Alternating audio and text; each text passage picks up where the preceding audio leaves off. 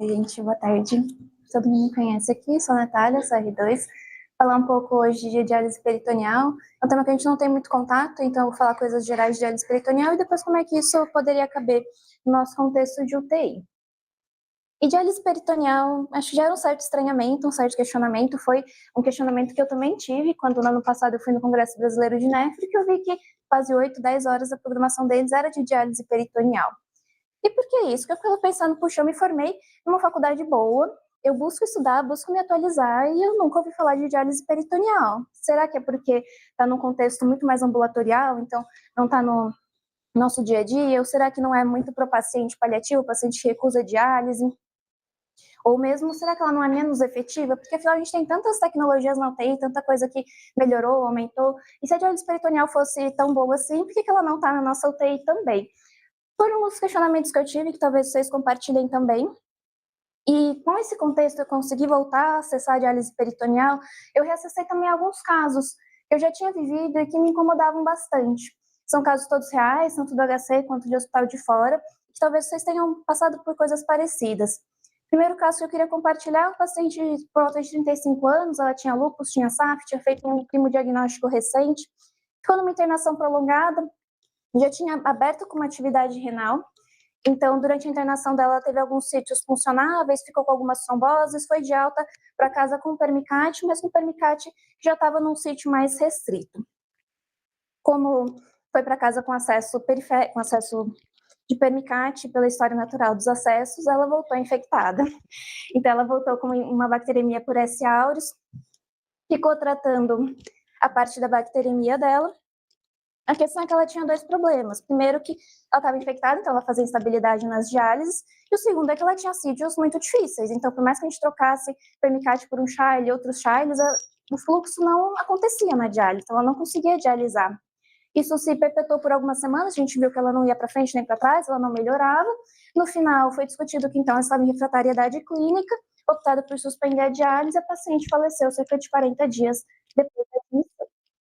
Segundo caso, é um paciente de meia idade, um DRC crônico que fez um diagnóstico também recente, ainda não tinha uma etiologia definida, veio para uma consulta ambulatorial do TX renal, para avaliação pré-transplante, e no TX, tirando a história dele, viram que ele já estava aí com alguns quadros que pareciam bacteremia durante as últimas sessões de diálise, permicate purulento. Foi para emergência, tirou permicate, conseguiu funcionar outro sítio, ele tratou a infecção, no caso dele, ele resolveu. Mas a questão é que durante a internação chamou a atenção que ele abriu um quadro de confusão mental, um delírio, uma confusão. A gente não sabia exatamente o que era. Uma internação que foi se prolongando nesse contexto.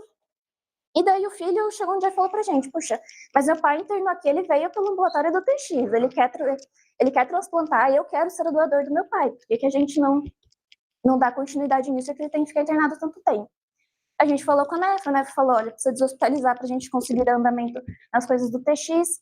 A gente pediu o disque diálise dele, ficou um tempão esperando. Quando foi pro disque diálise, tinha um catéter que não funcionava tão bem e o paciente confuso. Eles falaram, não, a gente não vai aceitar no disque diálise. E daí a neuro foi avaliar também esse quadro de confusão, se tinha alguma coisa orgânica que a gente poderia melhorar dele. E daí a neuro falou, não, mas ele está internado, a gente precisa deshospitalizar ele para conseguir entender o que está acontecendo. Então tudo isso, no final, ia direto para o mesmo ponto de que a gente tem que deshospitalizar o paciente. A gente tem que deshospitalizar para dar andamento no TX, a gente tem que deshospitalizar para dar andamento na parte neurológica, mas a gente não conseguia isso. Então, nisso, ele teve alguns episódios de agitação que ele sacou o Charlie, num desses episódios, uma internação já bastante prolongada, falaram, olha, a gente não tem uma proposta melhor para esse paciente, a gente não vai passar outro Charlie para ele, não vai dialisar, até chegou a pensar em transparieto, mas como ele tinha essas agitações, pensaram que ele poderia sangrar um monte se ele sacasse esse transparieto. Refratariedade terapêutica, faleceu após 2 meses de internação. E o último caso é uma senhora de cerca de 60 anos, previamente ela era DPOC, tinha uma DRC não dialítica, internou num contexto de uma pneumonia, ficou grave, teve uma disfunção renal que virou dialítica e teve alta para casa com disque diálise. Era um disque diálise que era cerca de 6 km da casa dela, e ela tinha um suporte social meio frágil, ela era viúva, a filha trabalhava todos os dias na semana, então ela tinha dificuldade de ir para esse disque diálise, apesar dela ser totalmente funcional, totalmente lúcida. E como já era esperado, ela teve uma adesão irregular à diálise. Nesse contexto de adesão irregular, internou repetidas vezes, hipercalemia, hipervolemia, ficava aí 2, 3 dias internada, dialisava, voltava para casa. Até que também, como esperado, ela voltou um dia já rebaixada, gaspeando, evoluiu para parada, foi reanimada, não retornou à circulação espontânea, gasometria da parada, potássio de 7,5. E é o que a gente fala, mas também ela não adere à diálise. E daí, tudo isso foram coisas que me questionavam, assim, a totalidade terapêutica. Acho que foi um tema que botou muito à tona nesses 3 casos. E por mais que seja uma definição muito difícil na medicina, acho que a gente tem duas grandes doenças que a gente tem isso um pouco mais definido, que é o choque refratário e do estado de mal epilético. E tanto no choque refratário como no estado de mal, a gente vê que no choque são doses relativamente altas de um vasopressor, que a gente define como refratário, e de estado de mal também. A gente faz pelo menos uma primeira e uma segunda linha, num super refratário, até anestesia. Então, a gente tem muitos recursos para tentar chamar isso de refratário. E daí, na diálise, a gente faz nossa diálise intermitente, às vezes a gente faz uma contínua, daí não deu certo, pronto, acabou. Será que a gente chegou realmente ao teto terapêutico que a gente queria? E para tentar responder isso, primeiro a gente volta então no quadro racional da diálise, como é que a gente vai conseguir retirar escórias e fluidos para pensar se tem outra maneira da gente fazer isso. E daí, a primeira pessoa que começou a pensar sobre isso, físico-químico, foi em 1850, que viu que para fazer diálise você precisa basicamente de uma membrana semipermeável e de um gradiente osmótico. Aí isso vira a nossa pergunta, então, como a gente conseguiu uma membrana? Na verdade, a gente já tem várias membranas, a gente tem membrana pericárdica, pleura, mesentério, o peritônio, e essas membranas já eram estudadas, foram estudadas depois com animais, viram que realmente se você coloca um gradiente osmótico, você consegue transportar substâncias e água, até que evoluiu para membranas até fora do próprio corpo, com a vividifusão aí realizada em cachorros. Mas mesmo com a vividifusão, na mesma época, tinha pessoas que questionavam isso. Puxa, você vai colocar uma máquina, você vai fazer um acesso para fazer uma diálise para retirar. Isso é um aparato muito grande, uma coisa muito frágil, e você vai ter que anticoagular, porque você está colocando sangue para fora do corpo do paciente. Na época, eles usavam a irodina, que ele vem da sanguessuga, ele é um inibidor direto da trombina. E daí esse George Gunter, ele sugeriu, então, será que a gente não tem como fazer isso, aproveitando, por exemplo, a cavidade abdominal?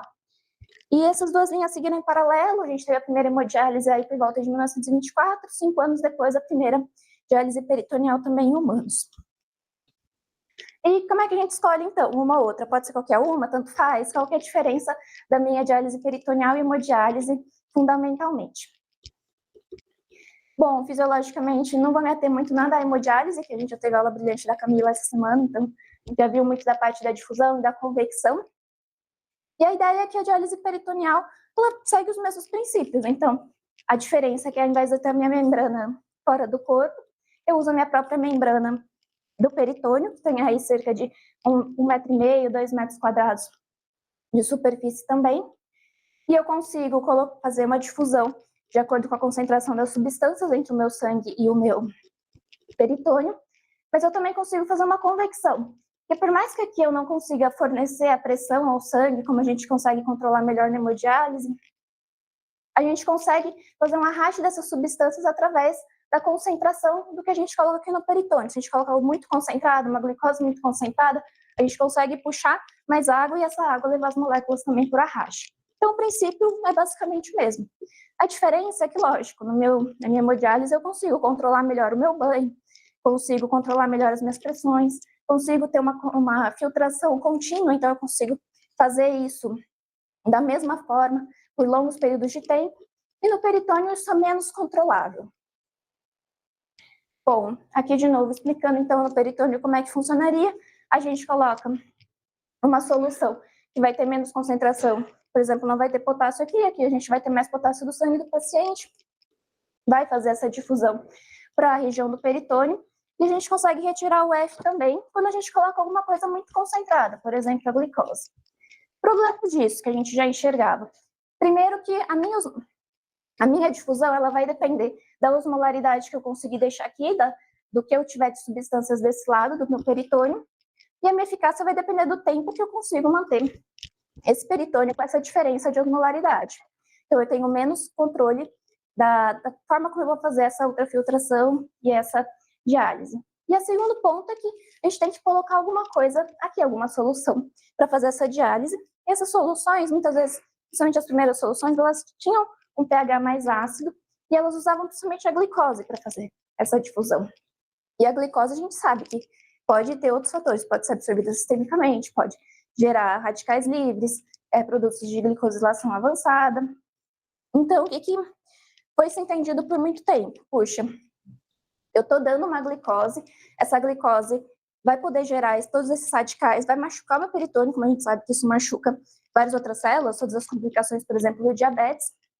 Além disso, a glicose ela pode ser absorvida sistemicamente? Será que eu não vou fazer uma disfunção metabólica num paciente que muitas vezes não é só renal, ele também tem doença cardiovascular e tudo mais? Será que com isso eu não vou aumentar a mortalidade? E posteriormente a gente teve novas soluções para tentar driblar um pouco isso. Então, soluções, por exemplo, de aminoácidos, que não tinham tanto esse problema, e mesmo solução do icodestrol. O icodestrol ele é um polímero que vai ser metabolizado em maltose, e ele não faz esses picos de glicemia, como a glicose em si, quando a gente usa como solução da diálise peritoneal. Isso tinha o objetivo realmente de evitar machucar tanto o meu peritônio menos machucado, ele não prolifera tanto, não faz tanta fibrose, e se ele não faz tanta fibrose, eu não fico com um peritônio tão espessado. Eu consigo ter manter um peritônio fino, e pela lei de Fick, se eu tenho um peritônio mais fino, eu consigo fazer uma difusão melhor das substâncias. Acontece que isso foi desenvolvido, principalmente o icodestrol, mais recentemente, se eu não me engano, aí por volta de 1990. Então, até lá, a gente teve uma ideia da diálise peritoneal comparada à hemodiálise que levava em conta todas essas complicações, todos esses problemas. De forma que esse artigo ele traz de forma bastante interessante que, por muito tempo, aí no começo de 1980, você teve uma queda da diálise peritoneal e você tinha uma ideia vigente na época, que foi até publicada, de que talvez essa terapia de diálise peritoneal fosse uma terapia de segunda classe para pacientes de segunda classe oferecidas por médicos de segunda classe. E daí, não sei vocês, mas eu acho que ninguém gosta muito de ser um médico de segunda classe, paciente de segunda classe. Então, mesmo os hospitais, eles não tinham um treinamento tão bom dos médicos, uma capacitação tão boa para fazer uma diálise peritoneal adequada. Junto com isso, a gente teve também a questão financeira. A gente sabe que a diálise foi evoluindo, aí na Primeira Guerra, perto da Primeira Guerra, o William Koch fez a primeira máquina de diálise, depois essas máquinas foram aperfeiçoadas, foram distribuídas aí para alguns países dos aliados, e foi tido um enfoque maior de conseguir progredir a hemodiálise. Por um tempo ainda não tinha um acesso tão grande para todo mundo, por bastante tempo nos Estados Unidos ficou até como um God comitê, que as pessoas decidiam quem ia dialisar, quem que não ia. Isso gerou um problema ético mesmo, de você não ter critérios tão bons para diálise, e daí, para solucionar isso, eles falaram, tudo bem, então a gente não vai mais decidir, a gente vai colocar dentro do Medicare, que aí o Medicare vai pagar a parte da diálise, e para o Medicare conseguir pagar, você tinha que ter um estímulo financeiro disso também. Então, isso foi incorporado ao Medicare como uma fee for service, que seria uma taxa que seria paga para diálise, mas uma taxa que incluiria uma taxa para sessão de diálise, uma taxa para medicamento, uma taxa para sangue, para os materiais. Então, ele desmembrava cada uma dessas coisas que eram necessárias para a diálise. E a hemodiálise, ela usa muitos mais materiais, ela precisa de muito mais medicamento do que, por exemplo, uma diálise peritoneal. Então, isso daqui, de certa forma, era um estímulo para que se pagasse mais pela hemodiálise. Posteriormente, isso foi revertido em 2011, também vinculado ao Medicare, mas com uma taxa que agora era fixa para a diálise e que, na verdade, variava de acordo com coisas que não eram tão controláveis, a idade, a comorbidade do paciente. Mesmo assim, a gente vê que isso vem de uma tendência histórica, que a diálise peritoneal foi deixada um pouco de lado. E mesmo depois de 2011, o aumento da diálise peritoneal ainda assim ficou bastante incipiente. Bom, então como é que se sustentou a diálise peritoneal esse tempo todo? Deixa eu tomar água.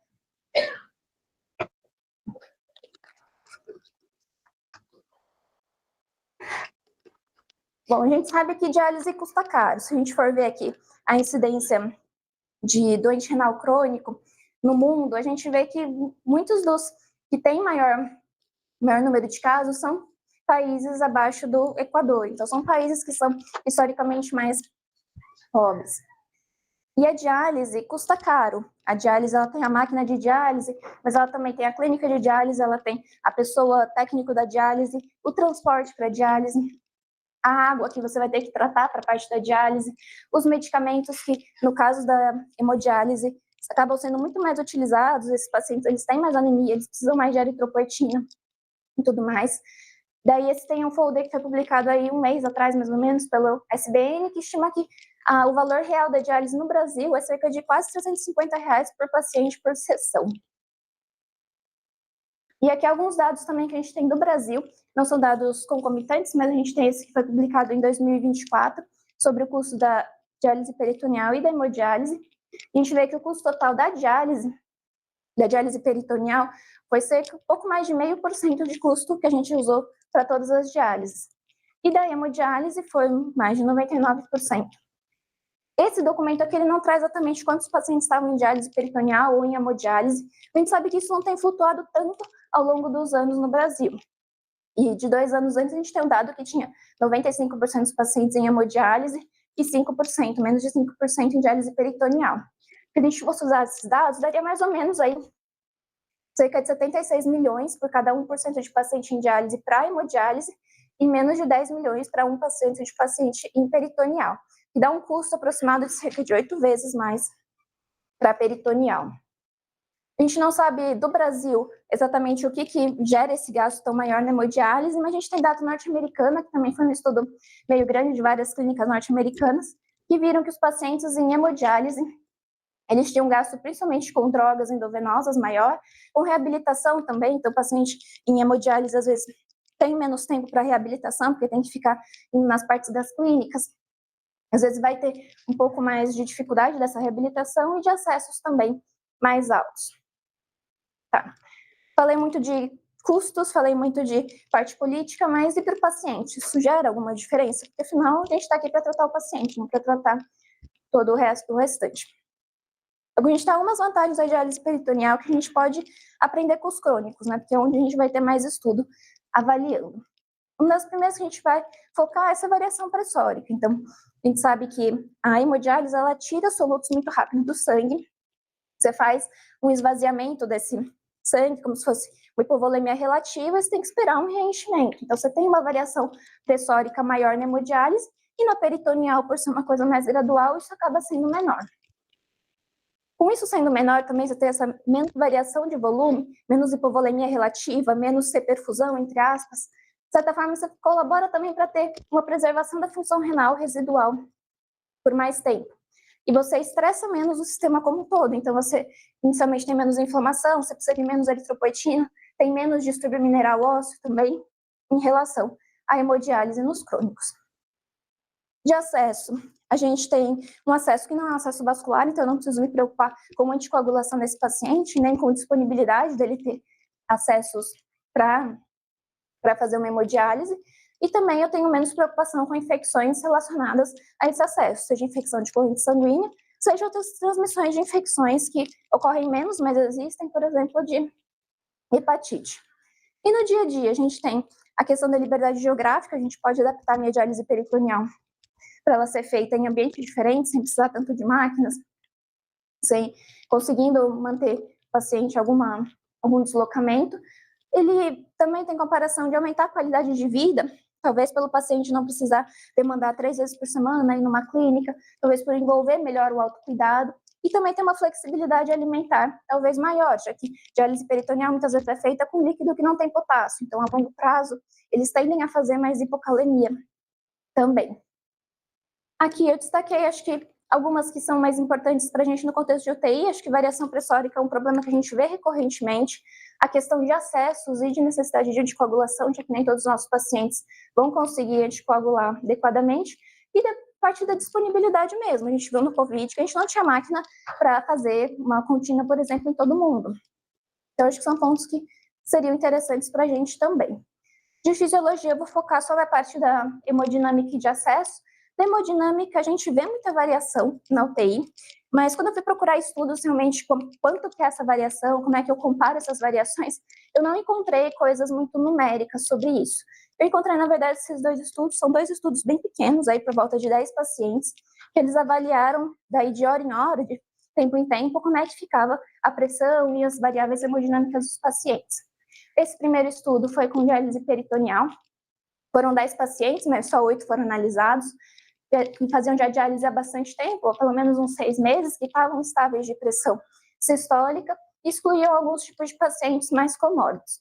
Aqui só um parênteses que ele usou o método CAPD. Como não é uma sigla que a gente está muito acostumada, o método CAPD, ele se opõe ao método APD. O CAPD, ele não tem uma máquina em específico para fazer essa diálise peritoneal, é basicamente você colocar a bolsinha aqui, abrir para a bolsinha entrar, abrir para a bolsinha sair, pesar a bolsinha que ficou, para ver quanto que você conseguiu ultrafiltrar.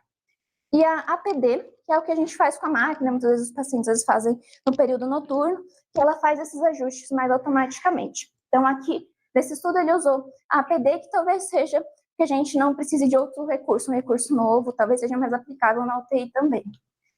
E daqui, a gente tem um paciente que avaliaram pacientes em hemodiálise ou hemofiltração por fístula, já diálise 3 vezes na semana, 6 meses, excluíram só os cardiopatas graves. Então, são 2 estudos que não foram feitos ao mesmo tempo, mas são 2 estudos que eu peguei para a gente comparar um pouco, já que a população de pacientes é parecida.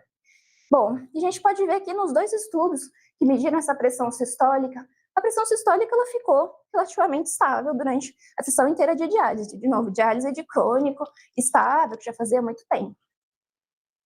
Mas aí, quando a gente olha a parte de volume sistólico em si, a gente vê aqui na hemodiálise, teve uma queda de volume sistólico por volta de 20%, 30%, principalmente aqui para o final da terapia.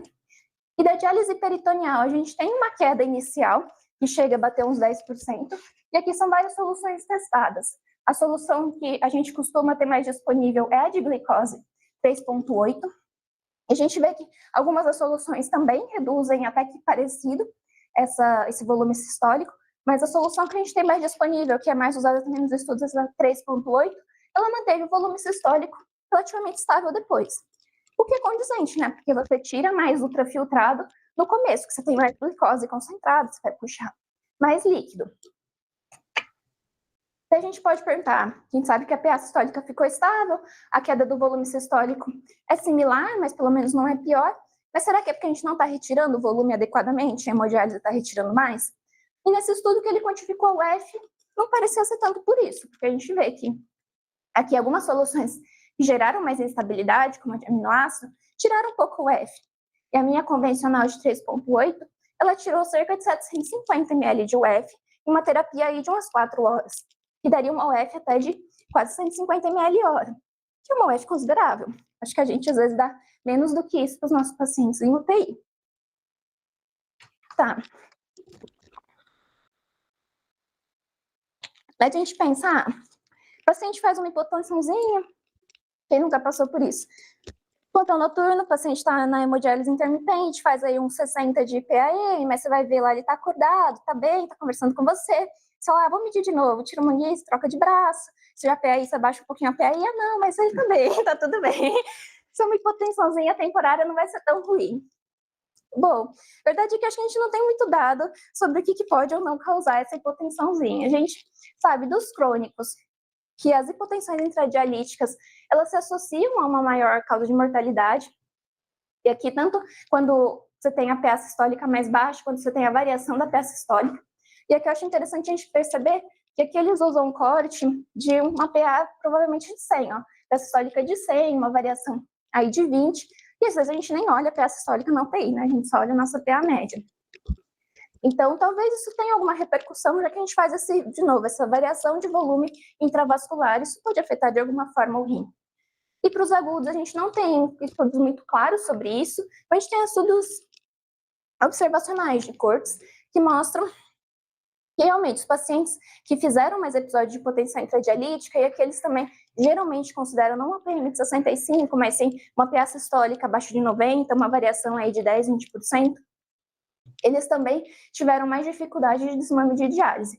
O estudo de Corte, então um estudo que não dá para a gente estabelecer causa e efeito.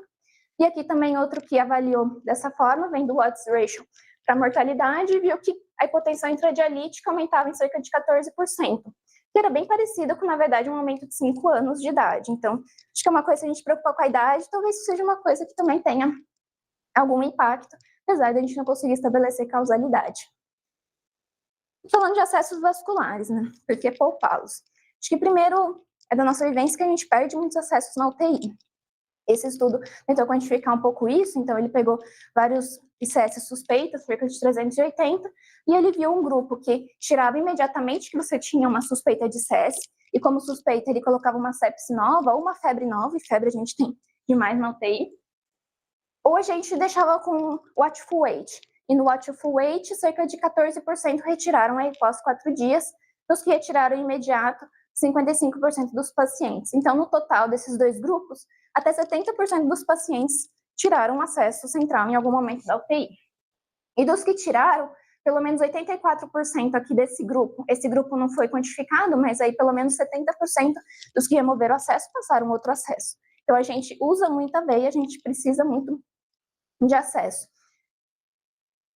E eles sim falam, mas isso é acesso central. Os Charlie, a gente não tem tanto esse problema de tirar. Em geral, a gente troca um pouco menos o Charlie, porque a gente manipula menos, então infecta menos. Às vezes, muitas vezes a gente troca por questão de falência, a gente não está conseguindo fazer a terapia. Essa foi uma meta-análise bastante grande, foi a maior que eu encontrei, 63 estudos, mais de 50 mil catéteres de todos os tipos, seja de diálise, catéter de curta permanência. E aqui ele viu falência que, em geral, eles definiam como dificuldade de finalizar a terapia enquanto o paciente precisava dessa terapia. E a gente tem que cerca de 7% dos pacientes tiveram falência do catéter de hemodiálise durante o período que eles precisaram desse catéter, que dá por volta aí de 11 para cada 1.000 catéteres dia. Também precisaram ser trocados. Bom, e fora isso, a gente sabe que o acesso venoso não vai terminar na UTI. A gente fica tranquilo que o paciente não vai mais precisar de um central, mas ele vai precisar de um periférico. Se ele ficar dialítico, ele vai precisar de um perno e tudo mais. E a gente sabe que, atualmente, a gente consegue tratar muito bem os nossos pacientes. A gente consegue recuperar coisas que talvez no passado a gente não conseguisse. Então, a gente tem uma incidência de IRA que precisa de diálise pós-alta até que considerável, cerca de 30% dos pacientes, dependendo da população que a gente pega. E esses pacientes depois vão para clínicas e eles podem ter estenose dessas vezes, coisa que a gente nunca vai ver, porque a gente não acompanha esses pacientes após.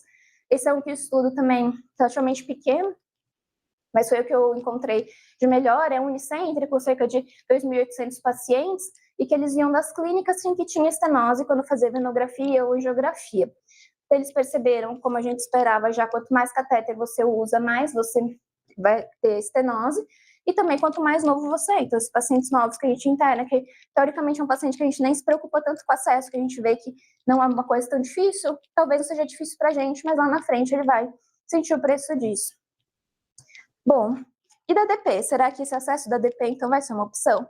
E no final eu estou trocando o meu acesso que eu conheço, que eu sei manejar, que eu sei que pode dar as complicações aí de infecção, mas está dentro do que eu espero, do que eu conheço da minha unidade, por um catéter que está dentro da barriga do paciente. Se ele está dentro da barriga do paciente, ele também pode infectar. Pode ter peritonite, que é uma das complicações mais comuns. E outra coisa é que você está colocando o catéter dentro da barriga do paciente. Esse catéter, ele pode obstruir, isso também tem dificuldade de gerar fluxo, e ele pode vazar. Se você tiver uma pressão abdominal muito alta, ou se você tiver um catéter que está mais folgado. Essas são as duas principais complicações que a gente tem, tanto na diálise dos crônicos quanto na diálise dos agudos, que é a peritonite e essa parte mecânica de funcionamento. Bom, então se eu posso ter infecção nos dois, será que o meu risco de infecção da diálise peritoneal compensa o meu risco da ICS?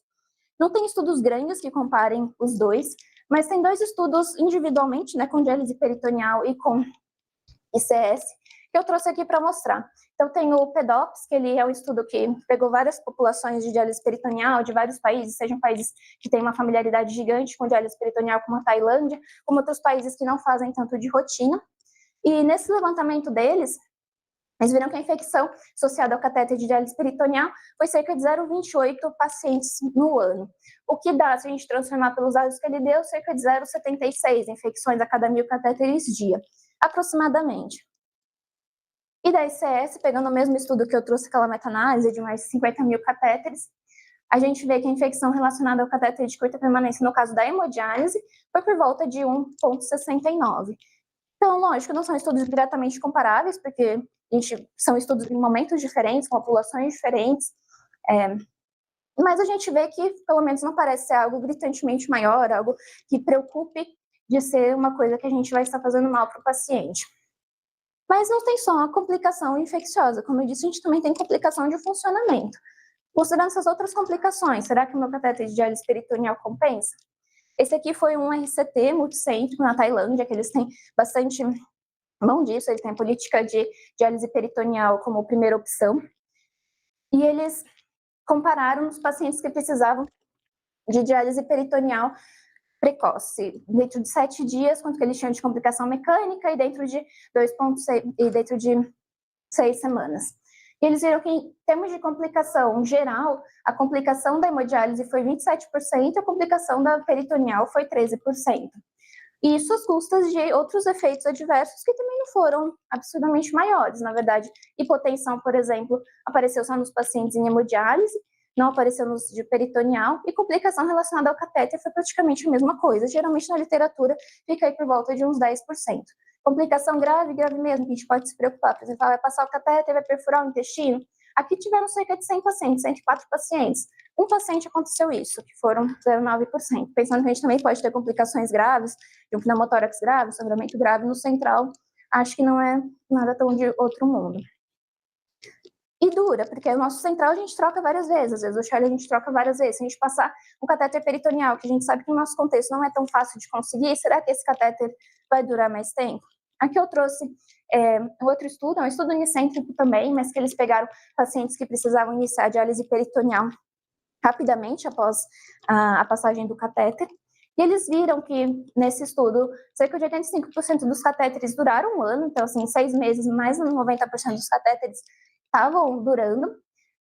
Só 7% dos pacientes precisaram de um segundo catéter em 4 anos. E a duração da técnica também foi grande, porque mais de 95% esteve alta e permaneceu em diálise peritoneal, mesmo assim. Então, algumas coisas que preocupam a gente, acho que a gente pode dizer que não tem como a gente garantir que sejam melhores, mas talvez não sejam tão ruins, não sejam tão maléficas assim. Aí você me fala, é muito bom, você me deixou vários dados de crônicos e agora você quer que eu coloque isso na minha UTI, né? Entendi o que você fez, eu não entendi por que você não fez o certo, por que você não trouxe os dados dos agudos. Então, dos dados dos agudos. Primeiro, assim, a gente tem vários RCTs, acho que a questão é que os nossos RCTs, eles têm uma qualidade ainda não excelente. A gente tem um viés bastante questionável de alguns estudos e a gente tem uma dificuldade, por exemplo, de cegamento deles.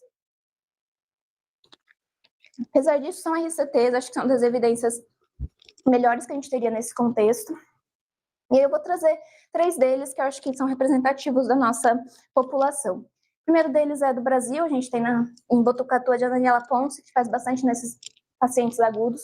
Foi um dos primeiros estudos aqui do Brasil com diálise peritoneal.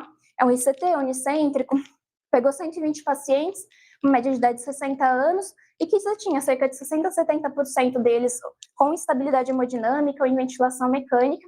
E nesse caso, a indicação da diálise foi principalmente questão de uremia, mas também questão de volume. Ele pegou esses 2 tipos de pacientes na UTI com insuficiência renal aguda e randomizou para fazer uma hemodiálise intermitente 6 vezes por semana, então praticamente diária, ou fazer uma peritoneal. E nesse estudo da peritoneal, ela colocou uma peritoneal de alta dose, cerca de 36, 40 litros por dia, e a gente faz por volta de 2 litros cada banho dentro da cavidade.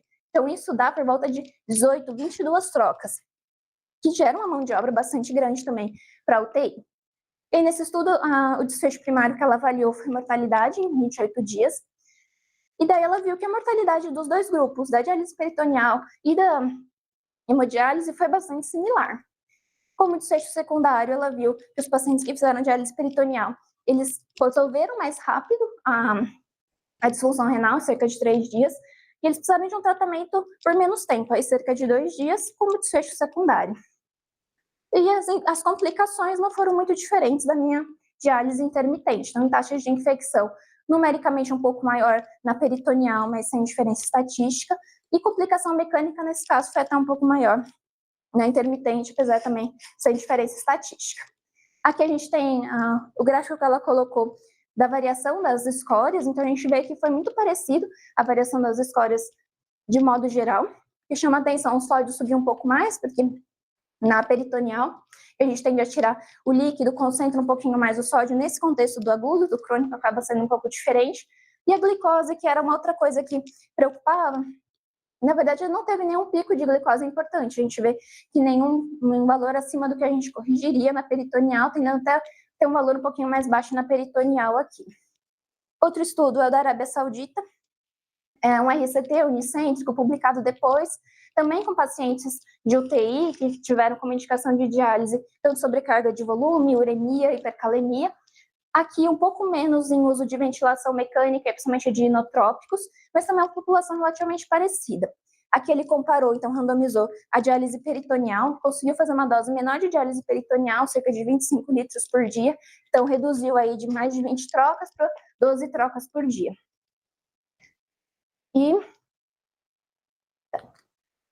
E aqui também ele tem essa variação de escórias, no caso desse estudo, até teve uma variação maior na diálise peritoneal, conseguiu baixar mais rápido potássio, creatinina, ureia, subir BIC. E uma das coisas que também é uma preocupação nossa, que no estudo da Daniela não foi quantificado, mas é que eles quantificaram a questão da UF. E, de fato, a gente tem uma retirada de UF muito maior na linha contínua. Mas essa diferença, ela principalmente nos primeiros dias, no primeiro 1, 2 dias. Quando a gente vê a diferença, aqui em azul é o quanto que eu retirei por dia de diferença a mais na contínua, eu tirei uma diferença no quarto dia, chega a ser, sei lá, 100 ml. Então, essa diferença ela vai diminuindo ao longo do tempo. Talvez se a gente não tem tanta pressa para retirar volume, não seja uma coisa tão ruim. Bom, o desfecho primário desse estudo também foi mortalidade. Nesse caso, ele viu até uma redução de mortalidade significativa para o grupo da diálise peritoneal em relação a quem fez contínua.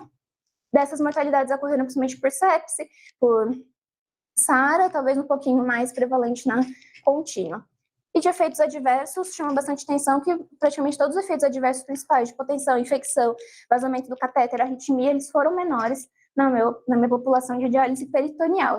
Quase metade dos pacientes tiveram hipotensão na minha contínua e 15% dos meus pacientes em peritoneal. Então, de novo, parece algo relativamente seguro, de novo, para peritoneal. E aqui, de outros desfechos secundários, eles viram de forma similar que a Daniela, que a gente também teve um tempo de resolução menor da insuficiência renal aguda, em cerca de 2 dias, um tempo menor de internação de UTI, aqui até de 10 dias, e maior recuperação da função renal também, com menos infecções, menos complicações gerais da diálise. Por último, esse é o estudo mais recente que a gente tem, é o estudo tailandês, a Tailândia tem bastante mão dessa parte, e foi um RCT publicado aí ano passado, que não pegou só paciente de UTI, mas pegou um pool de pacientes, mas que a maioria era UTI, mais de 70% era UTI, também muitos entubados, muito com droga vasoativa, e comparou a hemodiálise intermitente com a minha peritoneal. Aqui eles reduziram um pouco mais a dose da peritoneal, então eles faziam, ao invés de fazer a mesma dose todos os dias, eles faziam um pouco mais nos primeiros dias, com 12 trocas por dia, e a partir do terceiro dia, de 4 a 8 trocas. A indicação foi também parte de acidose, oligúria, uremia, principalmente, e o desfecho primário, que foi a mortalidade, foi bastante similar, seja na peritoneal, seja na intermitente. Como desfecho secundário, como complicações, eles viram que teve menos instabilidade hemodinâmica, reproduzindo o que os outros 2 RCTs também sabiam, menos arritmia. Aqui acabou tendo mais infecção, porque eles não tiveram nada de infecção associada a catéter, então as únicas infecções que eles tiveram foram peritonites, por isso teve uma tendência a ter mais infecção também. Uma hiperglicemia, mas quando ele traz os dados numéricos, você vê que não é nenhuma hiperglicemia absurda, tipo 200, 300, são hiperglicemias acima de 100, então eles registraram como hiperglicemia também. Bom, desses 3 estudos, a gente vê que não parece ter uma diferença de mortalidade, que foi o desfecho primário deles, entre uma peritoneal, entre uma hemodiálise intermitente ou uma contínua, com as diversas formas que eles fizeram cada uma delas. Não teve diferença em desfecho secundário infeccioso, aparentemente, tirando o último estudo, mas também não teve nenhuma infecção de corrente sanguínea associada a catéter, que talvez não seja tanto a nossa realidade. E desfecho secundário, que talvez tenha uma redução de tempo de diálise, recuperação renal, talvez tempo de internação, sabemos, desfechos secundários. Bom, então tá maravilhoso, né? Acho que a gente tem várias coisas boas da diálise peritoneal, então a gente pode fazer diálise peritoneal em todo mundo, e tá ótimo. Não, nossos pacientes são muito diversos, né? A UTI do trauma não é igual a UTI do fígado, não é igual ao INCOR. E aqui eu queria trazer esses 3 protótipos de pacientes diferentes, pensando que são pacientes que a gente às vezes tem dificuldade de controlar volume, retirar escórias, não variar tanto o sódio. A gente não tem evidências muito boas de cada um deles, mas que a gente tem de racional dos pacientes neurocríticos. O paciente neurocrítico não é um paciente que a gente quer variar a osmolaridade dele muito rápido. A gente não quer que somente ele tenha um meio hipotônico no sangue para ele não fazer um edema cerebral. E nesse contexto, a gente tem alguns benefícios da minha diálise peritoneal, então eu não preciso de anticoagulação, às vezes o paciente tem um sangramento cerebral, não preciso me preocupar com essa parte. Eu tendo a aumentar um pouco mais a natremia por tirar esse fluido um pouco mais rápido do que o meu sódio, tendo a ter menos aumento da pressão intracraniana, exatamente por não fazer um meio muito hipotônico no meu sangue, mas eu tenho alguns potenciais riscos. Então, eu estou colocando uma coisa dentro da barriga do paciente, eu posso diminuir o meu volume residual pulmonar, posso ter dificuldade de ventilar o paciente, posso aumentar meu PCO2. Eu estou dando uma solução com glicose, então eu posso aumentar a hiperglicemia. Eu perco albumina também quando eu faço minha diálise peritoneal. Apesar disso, são riscos e benefícios mais teóricos que a gente imagina pelo que a gente faz de diálise peritoneal. O único estudo que a gente tem nessa linha, na verdade, é um estudo observacional, retrospectivo, lá de Botucatu também, que ele pegou pacientes neurocríticos em UTI, também a maioria com droga vasoativa, ventilação mecânica, e eles mais observaram como é que era a curva desses pacientes. E eles viram que eles conseguiam realmente estabilizar a escória até o D2, a principal era a ureia, que chegou a bater aí 200 até 150, conseguiam retirar fluido, então tinha uma UF aí de 1, 2 litros, conseguiam negativar o balanço até ao menos 1.000, e uma mortalidade hospitalar de 60%, dos que sobreviveram, uma recuperação de função renal boa, de 75%. O problema é que ele é um observacional, então ele não está comparando com nada, a gente não tem um dado como é que seriam esses pacientes, por exemplo, numa hemodiálise, numa contínua. Na verdade, que a gente não sabe exatamente como é que se comportariam esses pacientes, mas parece que pelo menos filtrar, retirar as escórias, dá certo de fazer. Outro paciente, que também vou passar meio rápido, a gente tem pouca evidência, é do hepatopata. O hepatopata, ela fez um estudo com pacientes em ACLF, também de Botucatu. Esse estudo chama atenção que teve uma mortalidade bem elevada, talvez compatível com a ACLF em si, mas os que sobreviveram, cerca de 50%, recuperaram função renal. A maioria também era entubada, também tinha droga vasoativa. De forma similar, eles conseguiram estabilizar a escória aí por volta do D2 e conseguiam tirar líquido, conseguiram tirar 800, mais de 2 litros, às vezes, por dia de líquido. Às vezes, uma preocupação que a gente pode ter, o paciente já tem predisposição a fazer peritonite, a gente está colocando mais líquido na cavidade dele, não vai aumentar a infecção? Ela, de novo, foi observacional, não comparou com nada, mas a gente viu que a taxa de peritonite era 11%, de vazamento era 7%, muito parecido com a literatura que a gente tem em geral. Então, de novo, observacional, não sabemos exatamente o que pensar, o que fazer com esse paciente. Bom, e o paciente com insuficiência cardíaca? Ele é um paciente bem interessante, né, porque é um paciente que a gente vê que ele é todo caquético, mas ao mesmo tempo que ele não tem massa muscular, não tem status, ele está todo congesto. Então, tem edema periférico, tem um raio-x infiltrado, a gente dá furosemida, ele não responde, vasodilata não responde. Aí você tem que melhorar o débito desse paciente, porque se você não melhorar o débito desse paciente está hipervolêmico, está estimulando as fibras de Frank-Starling, ele não vai conseguir voltar a fazer o coração bater de novo. E você já fez tudo isso, o rim está pedindo socorro, você vê que ele está com uma PM de 49, você pega contando o Leandro, meu Deus, o que eu faço com esse paciente? E a gente tem uns estudos de crônico, primeiro, que tentaram avaliar isso. Então, no ambulatório, fazer o meu cuidado usual com o meu paciente de insuficiência cardíaca, com diurético, com as medicações modificadoras de mortalidade, ou tentar colocar esse paciente numa peritoneal, porque eu não vou fazer uma diálise naquele vozinho caquético que não consegue nem se mexer com uma classe funcional 4, né? Então, eles compararam então, esse cuidado usual com a hemodiálise peritoneal para retirar volume, e essa foi uma meta-análise que eles fizeram desses vários estudos. E viram vários desfechos, entre os desfechos que eles viram que os pacientes que faziam diálise peritoneal em relação ao cuidado usual tinham uma redução de classe funcional aí de 1 a 2 pontos a longo prazo, e que eles aumentavam a fração de ejeção em média 4%. Aqui também um desfecho que talvez seja mais, também interesse a gente, é a redução de hospitalização. Então a gente vê que, em média, tem uma redução de quase 35 dias para o paciente por ano. Os pacientes que fizeram peritoneal, talvez por descompensar menos, na questão de hipervolemia e perfil B. Nos agudos, a gente só tem um estudo, que é um RCT, também da Arábia Saudita, Ele foi unicêntrico, pegou pacientes com IC descompensado em UTI, todos eles bem ruizinhos de ser, então uma fração de ejeção de 30%, um NIRA4, que ainda não era NIRA4, era NIRA3, não pegou abaixo disso. E eles viram como desfecho primário, na verdade era um desfecho mais laboratorial, eles queriam ver quanto que caía a creatinina desses pacientes, cerca de 48, 72 horas, e você tinha uma queda de creatinina que era um pouco maior, cerca de 2 pontos na peritoneal do que na minha ultrafiltração, e também a prevalência de iracadigo 2 ou 3, a evolução para uma iracadigo 2 ou 3 era menor na minha peritoneal do que em quem fez a ultrafiltração. De desfechos secundários, viram também que a hipotensão aconteceu aí quase um terço dos pacientes com UF, mas menos de 10% dos peritoneal, mortalidade também numericamente menor, e retirada de fluido foi até um pouco maior na minha peritoneal, talvez porque eles toleravam mais a terapia, né, senão ficava parando e voltando à terapia toda hora. E aqui chama atenção um desfecho que não esperava que fosse acontecer tão rápido, mas realmente a gente retirando o volume desse paciente, talvez tirando menos fibra de Frank-Starling, os pacientes que fizeram peritoneal, eles conseguiram melhorar a fração de ejeção bastante rápido, cerca de 72 horas depois, que não aconteceu com quem fez o F. A grande crítica desse estudo é que ele fez o F, ele não fez hemodiálise, ele não fez as terapias que a gente geralmente faz. E a gente sabe já desde 2012, pelos estudos de ambulatório, que na verdade fazer essa ultrafiltração não tinha benefício em relação à terapia usual, em relação a fazer furosemida. Então talvez a gente comparou uma coisa que poderia ser boa, que é a diálise peritoneal, com uma coisa que talvez a gente já sabe que não é boa, que é o F. Talvez o ideal fosse a gente comparar em relação à diálise, em relação a outras terapias ou em relação à terapia diurética. Bom, então já vi que não é para todos os críticos, não dá para confiar nisso. Então, quando que eu tenho que ter atenção para usar? Quando tem mais atenção a usar. Aí aqui, trouxe da minha cabeça 5 pontos que eu teria mais atenção, então, que a gente já falou muito de hipervolemia e de hipercalemia, são coisas que foram excluídas em muitos estudos. Se você tem um edema agudo de pulmão importante, se você tem uma hipercalemia com alteração eletrocardiográfica, com potássio maior que 6, você tem que corrigir isso rápido, não dá para você esperar o peritônio fazer o trabalho dele.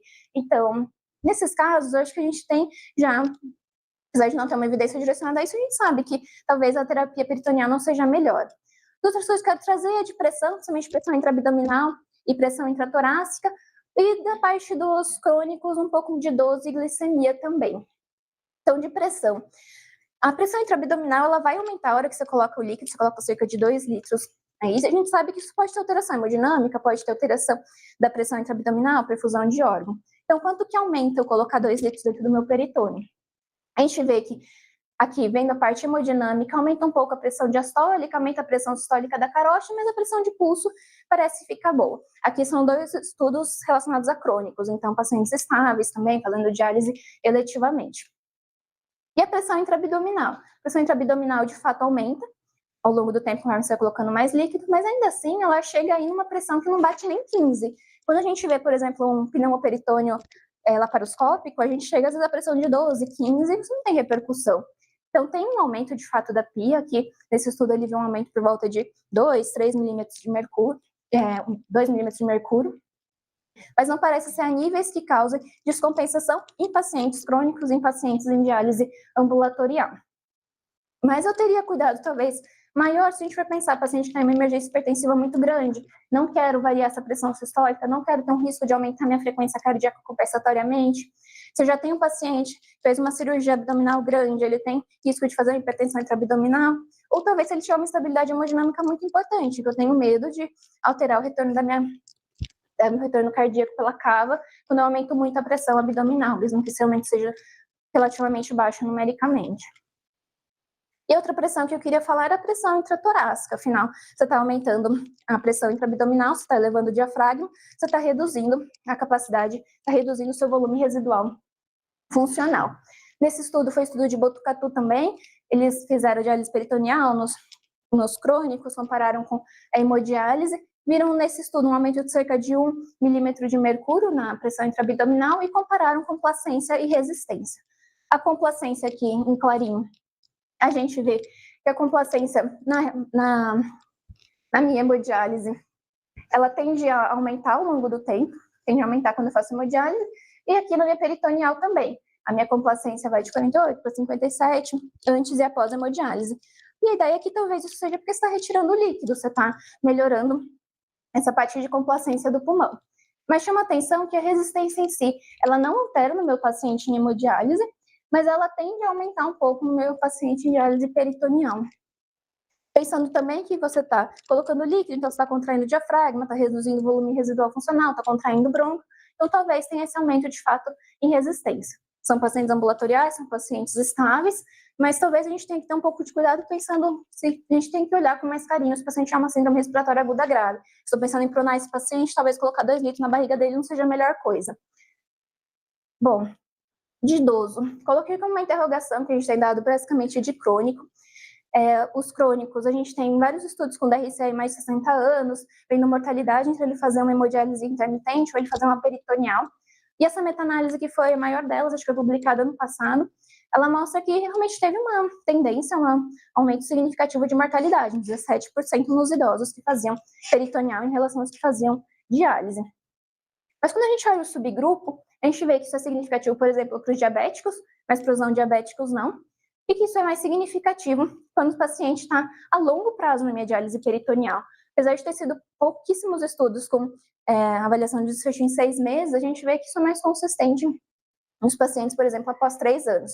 E aqui ele também comparou estudos antes de 2010, após 2010, e os estudos após 2010 também não foram significativos. Então, talvez tenha algo nesse sentido. A gente usa muito para os crônicos, para os agudos nunca vi como um fator de exclusão.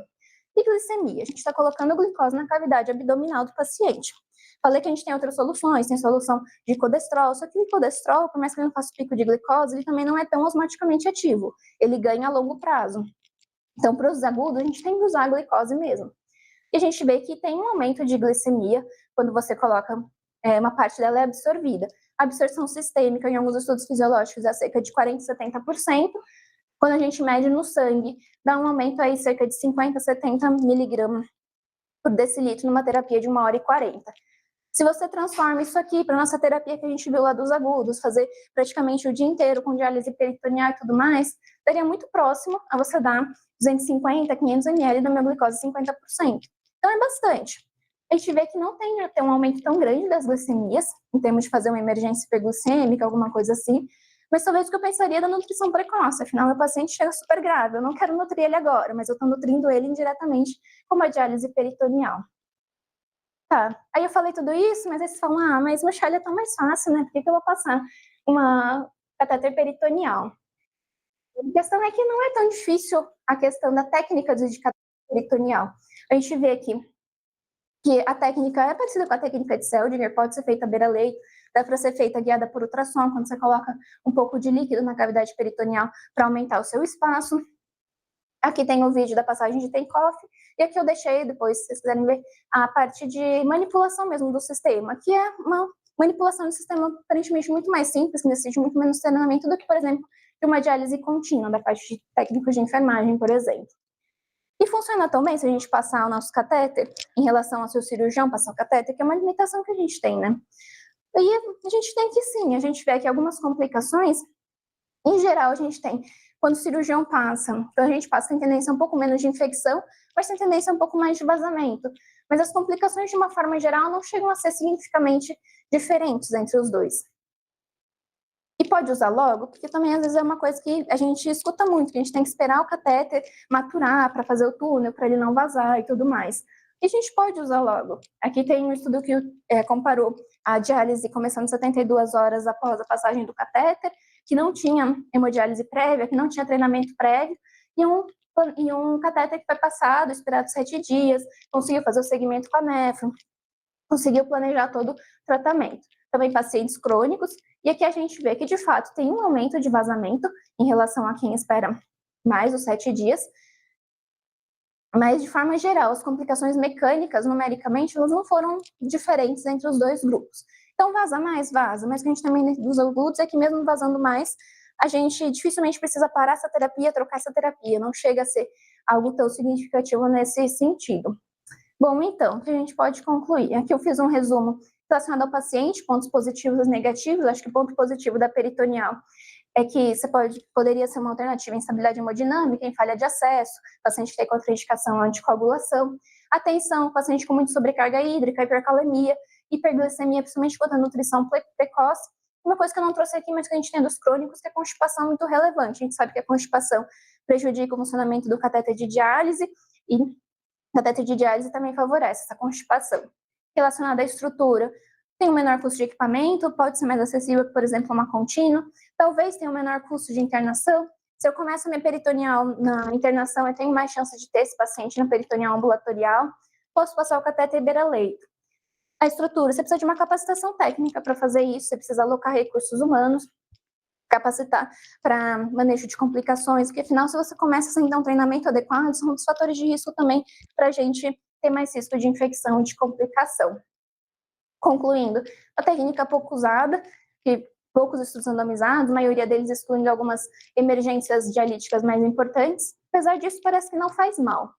Os catéteres seriam factíveis na UTI, mediante o treinamento, e voltando ao meu ponto inicial dos casos clínicos, acho que é uma alternativa a pacientes que talvez a gente pense como refratários, que não é possível hemodiálise, mas talvez não seja uma refratariedade terapêutica absoluta. Obrigada.